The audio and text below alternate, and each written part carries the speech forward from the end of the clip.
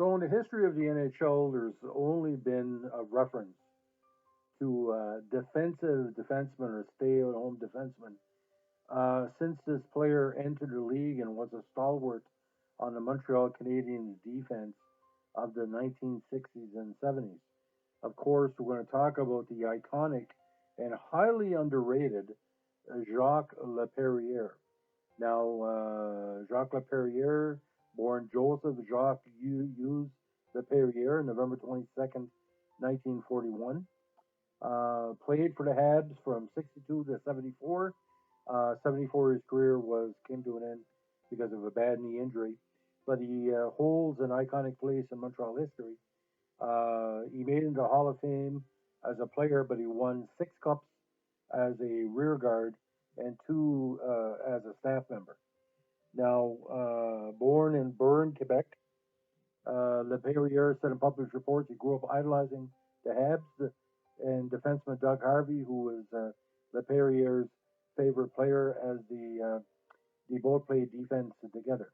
Now, he played his junior career with some of the top junior teams in Quebec, including the Ottawa Canadiens, the Montreal Junior Canadiens, and the Brockville Junior Canadiens, for making the jump to the NHL in 62-63 with the Habs. Now, Laperriere played 6 games in the regular season and 5 more in the playoffs against the Leafs in the first year in the NHL. The same year, the Leafs won the cup. Now, next year was Laperriere's rookie year on the squad on the Habs, and after earning a full-time spot in the roster, he played in a very solid 65 games while recording 30 points and 102 penalty minutes. So he was defensive, but he was strong. Very infrequently make mistakes in his own, and at season's end, the NHL recognized his effort by awarding him the Rookie of the Year award to Calder, beating out actually his squad mate John Ferguson. Adding to that, Laperriere was selected to play the 1964 All-Star Game, and he was also named to the NHL's second All-Star team as a defenseman. Now, this was the first time a rookie had earned a spot on the All-Star squad since the Second World War. So he was increasingly getting recognition, not for basically making mistakes, but for not making mistakes.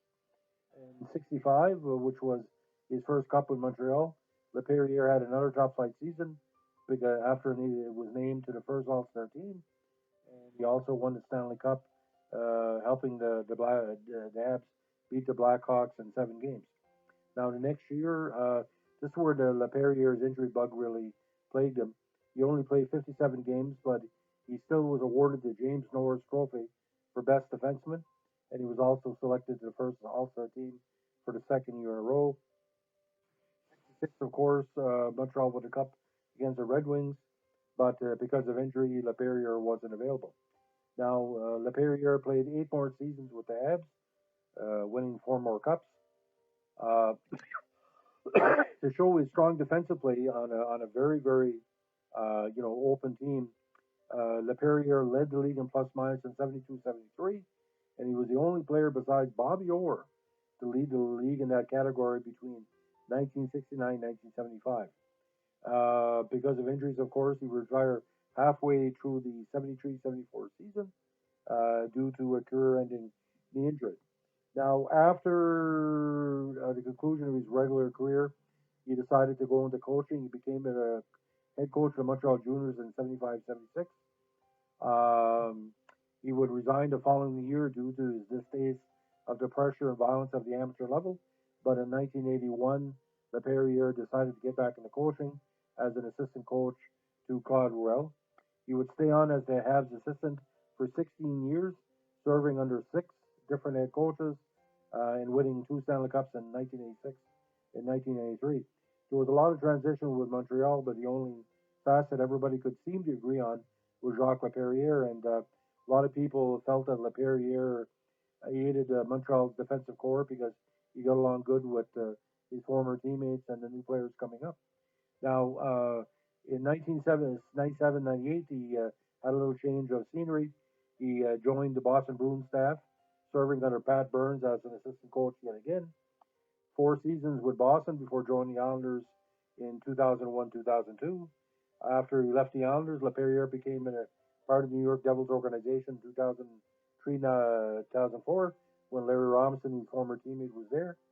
He served as assistant coach there until 2006, 2007, where he was named the special assignment coach for the Devils. Now, Laperriere has given the better part of, uh, you know, 60 years to hockey. And I basically think, when people think of quality of defensive play, he never had any more than 37 points in a season. The most goals he ever scored were, 5 or 6 in the playoffs. Like very strong. Wasn't scared to take a penalty here and there. Like I said, he was somewhat aggressive. He would fight every once in a while, but it was pretty hard to take Jacques Laperriere off his game.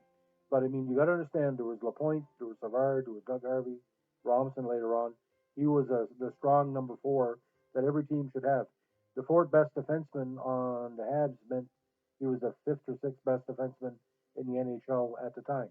Again, a Rick Green style, maybe comparable to I don't know, some of the Team Canada women's squad defensemen, really strong. Actually, some of Team Canada's amateur players over the years use Jacques Laperriere as an example of how to teach young players, male and female, how to be a stay-at-home defenseman. And what really stands out for me is that, I always wondered if Montreal didn't have Jacques Laperriere, how many cups would he not have won? Because in those close games when it was 3-2, 2-1 late, especially when after the loss J.C. Tremblay to the WHA, when Savard was injured, Laperriere, stood up. Teddy Harris being traded, Harvey falling back in the bottle, moving to St. Louis. He was that stalwart that everybody looked up to. And like I said, I rarely saw him say anything bad about his teammates. He was just Jacques Laperriere. Like Dougie Risebrough was quoted about in Ken Dryden's The Game. There are certain players like that. What you see is what you get. And every great team has that, has that stalwart, and that's what he was. I've never met Jacques Laperriere, but people tell me he's quite the hockey mind. And but I guess it takes a while for him to get him going because he's very easygoing and very good natured. And one of my buddies said he said I rarely see him lose his temper, and that's true. What you see is what you get. So this podcast is dedicated to my cousin Steve Corrier, my cousin Jimmy Harvey, big hockey fans. One's a Habs fan, one's an Islander fan. But we always look for the best, and Laperriere was one of the best. So they can agree. But that podcast is dedicated to them. Have a good evening. Bye.